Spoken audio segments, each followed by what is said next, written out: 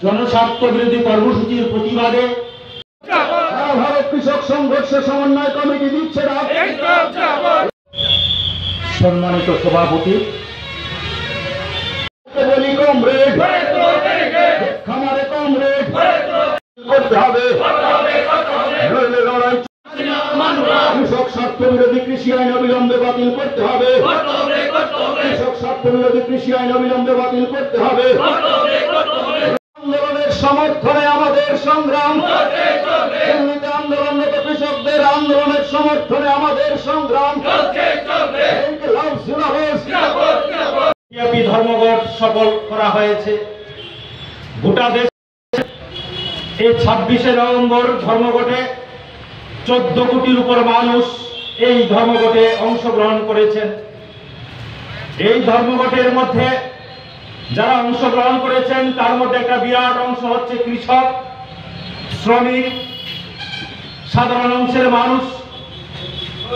এবং এই দাবিগুলির মধ্যে গুরুত্বপূর্ণ দাবি যেটা ছিল 7টা গুরুত্বপূর্ণ দাবির মধ্যে তার মধ্যে হচ্ছে 3টা কৃষি সংক্রান্ত বিল যেটা কেন্দ্রীয় সরকার গ্রহণ করেছেন, আর বিদ্যুৎ বিল যেটা গ্রহণ করেছেন 2020 এই বিদ্যুৎ বিলও আছে।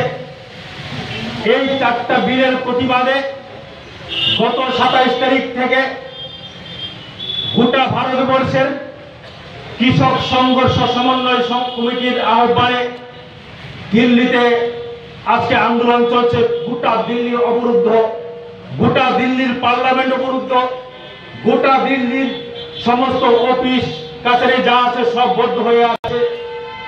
গোটা ভারতবর্ষের কৃষক যারা এই 3টা কৃষি বিলের প্রতিবাদে বাতিল করার দাবিতে এবং যেটা বিদ্যুৎ বিল 2020 বাতিল করার দাবিতে আন্দোলনের আহ্বান করেছিলেন, তারা দিল্লি অভিযান করবেন। তাদেরকে আটকে দেওয়ার জন্য নরেন্দ্র মোদীর নেতৃত্বে বিজেপি সরকার সমস্ত রাস্তা কেটে দিয়েছে, রাস্তার মধ্যে ব্যারিকেড তৈরি করেছে, এরকম জাতীয় সড়কের উপর কাটা তার দিয়ে বেড়া দিয়েছে এবং রাস্তা কেটে খাল করে দিয়েছে যাতে কৃষকরা ঢুকতে না পারেন।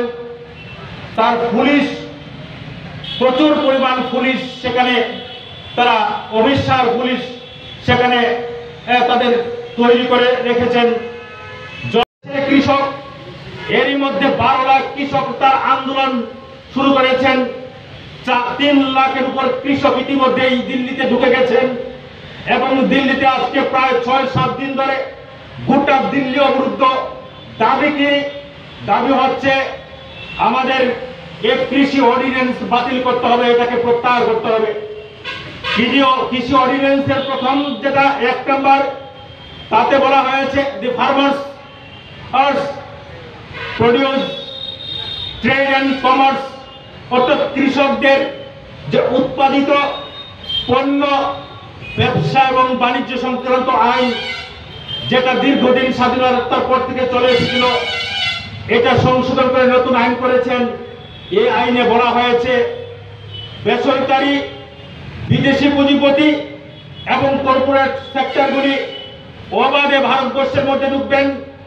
ভারতবর্ষের কৃষকের কৃষি কাজ করার যে চিরাচরিত পদ্ধতি, এই পদ্ধতি আর চলবে না, এই পদ্ধতি চলতে দেওয়া যায় না এবং তাদের উৎপাদিত পণ্য যারা বিক্রি করবেন, কৃষকরা কৃষকদের উৎপাদিত পণ্য বিক্রি করবেন, এই পণ্য কেনার জন্য সরাসরি দায়িত্ব দিয়ে দেওয়া হয়েছে কর্পোরেটদের হাতে, বিদেশি পুঁজিপতিদের হাতে। দেশীয় বিদেশি পুঁজিপতিরা কিনবেন, সরকারের কোনো নিয়ন্ত্রণ থাকবে না।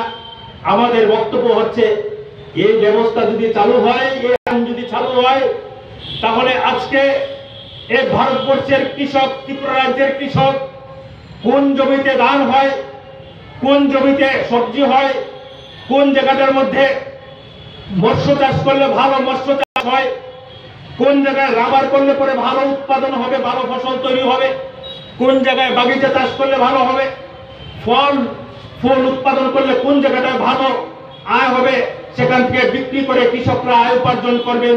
এটা এখানকার কৃষক জানেন।